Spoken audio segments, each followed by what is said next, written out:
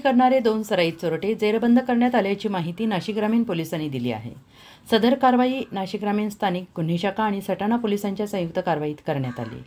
19 जुलैच्या पहाटेच्या वेळी सटाणा पोलीस ठाण्यातील ठेगोंडा गावातील गणपती मंदिरात दानपेटी आणि पितळेची मूर्ती असा एकूण 30,000चा ऐवज अज्ञात चोरट्यांनी चोरून नेल्याची घटना घडली। या संदर्भात न्याय संहिता कलम 131-305 प्रमाणे सटाणा पोस्टाने दाखल करण्यात आला होता। चांदवड शहरातील रेणुकामाता मंदिरात देखील पहाटेच्या सुमारास काही संशयित आरोपींनी चोरी करण्याच्या उद्देशाने मंदिराचे गेट तोडण्याचा प्रयत्न केला, म्हणून चांदवड पोलीस ठाण्यात या संदर्भात गुन्हा दाखल करण्यात आला होता।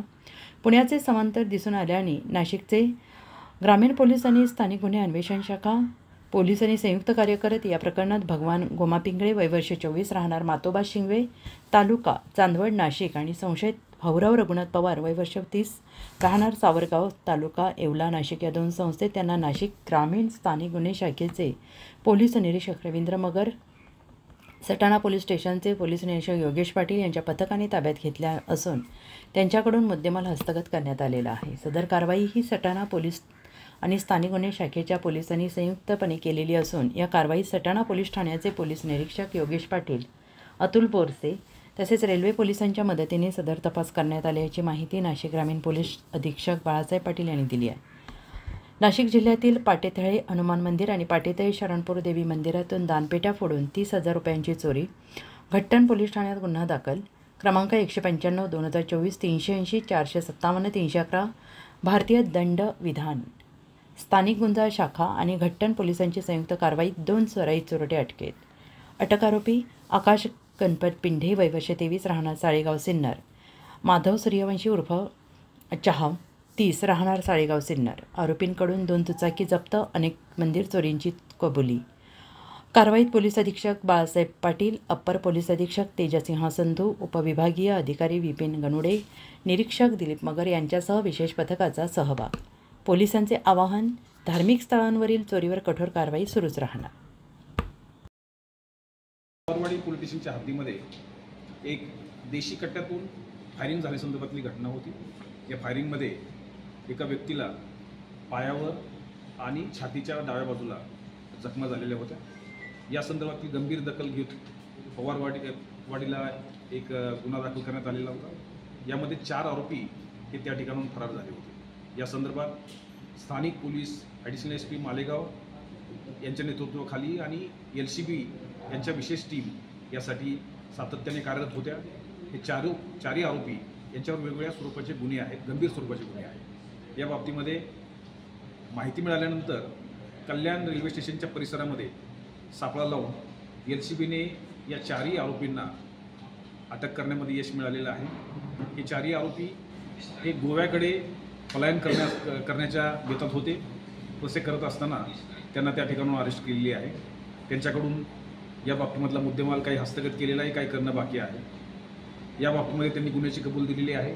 त्यांच्यावर अत्यंत गंभीर स्वरूपाचे गुन्हे वेगवेगळ्या पोलीस स्टेशनमध्ये दाखल आहेत आणि या बाबतीमध्ये 8 दिवसापूर्वी त्या दोघांच्यामध्ये जो फिर्यादी आहे तो अनिस मटकी ज्याला लागलेला आहे आणि ज्यांनी या बाबतीमधलं फायरिंग केलेलं आहे ते शेख रब्बानी, नईम अख्तर, शेख वशीम आणि शेख शब्बीर यांनी या गुन्ह्याला अंजाम दिलेला आहे। या सर्व आरोपींना सध्या कोर्टासमोर घेऊन गेलेले आहेत आणि पुढील कारवाई पवारवाडीचे प्रभारी अधिकारी करत आहेत। दुसरी जी घटना आहे ती खरं तर चोरावर मोर झाल्यासारखं आहे। दोन्ही घटना ह्या अत्यंत गंभीर आहेत। एका घटनेमध्ये काल जे आमच्या समोर आलं ते मनमाड या ठिकाणी सार्वजनिक ठिकाणी एका व्यक्तीला वाहनामध्ये जबरदस्तीने बसवून घेऊन जाताना पोलिसांना याबाबतची माहिती मिळाली। एखाद्या व्यक्तीला जर जबरदस्तीने वाहनामध्ये बसवून घेऊन जात असतील तर या अपहरणाच्या बाबतीमध्ये तात्काळ कारवाई करणं आवश्यक असल्यामुळे पूर्ण जिल्ह्यामध्ये नाकाबंदी सुरू करण्यात आली होती। या नाकाबंदीच्या दरम्यान येवला शहर प्रभारी अधिकारी महाजन यांनी त्या गाडीचा पाठलाग करून त्या गाडीला पकडलं गेलं। त्या गाडीमधून 6 लोक प्रवास करत होते, त्यापैकी 2 लोक त्या परिस्थितीचा फायदा घेऊन पळून गेले आणि 4 लोकांना अटक करण्यामध्ये यश मिळालं। त्यांच्याकडे अधिक माहिती घेतल्यानंतर अशी माहिती प्राप्त झाली की त्यापैकी जो एक गुन्हेगार होता त्यांनी इतर लोकांना जे पळवून नेत होते त्या लोकांना गेल्या 8 दिवसापूर्वी तुमचे पैसे डबल करून देतो असं म्हणून फसवणूक करण्यात आलेली होती. त्या फसवणुकीचा बदला घेण्यासाठी त्या संबंधित लोकांनी त्याच्यावर इंस्टाग्रामच्या माध्यमातून खोटी ID तयार करून ट्रॅप लावलेला होता आणि ते ट्रॅप लावल्यामुळे तो इतर पैसे घेण्यासाठी मालेगाव या ठिकाणी आला होता. तो पैसे घेण्यासाठी आल्यानंतर त्याला तिथून पकडण्याचा प्रयत्न केला, परंतु ते पळून मनमाडकडे गेले होते. मनमाडमध्ये ते सापडल्यानंतर त्यांनी त्या गाडीमध्ये बसवण्याचा प्रयत्न केला आणि त्याच दरम्यान पोलिसांना माहिती मिळाली. तर हे ज्यांची फसवणूक झाली होती त्यांनी त्याचा बदला घेण्यासाठी हे त्याच्यावर ट्रॅप लावला होता आणि ते ट्रॅप लावताना त्यांनी पोलिसांना न सांगता अशा स्वरूपाचा अपहरणाचा पूर्णपणे प्रयत्न केलेला आहे. त्यामुळे ह्या दोन्ही बाबतीमध्ये 0 नंबरने मनमाड या ठिकाणी गुन्हे दाखल झालेले आहेत आणि आयशानगरमध्ये रेग्युलर त्याचा तपास हा होत आहे. याच्यामधले जे गुन्हेगार आहेत ते आधीचे जे गुन्हेगार आहेत ते धुळ्यामधले 2 गुन्हेगार आहेत आणि इतर जे पळवून येण्याचा प्रयत्न करत होते ते सर्व हे अहिल्यानगरच्या जिल्ह्यामधील लोक आहेत. या बाबतीमध्ये सुद्धा आयशानगरचे प्रभारी अधिकारी पुढील तपास करत आहेत.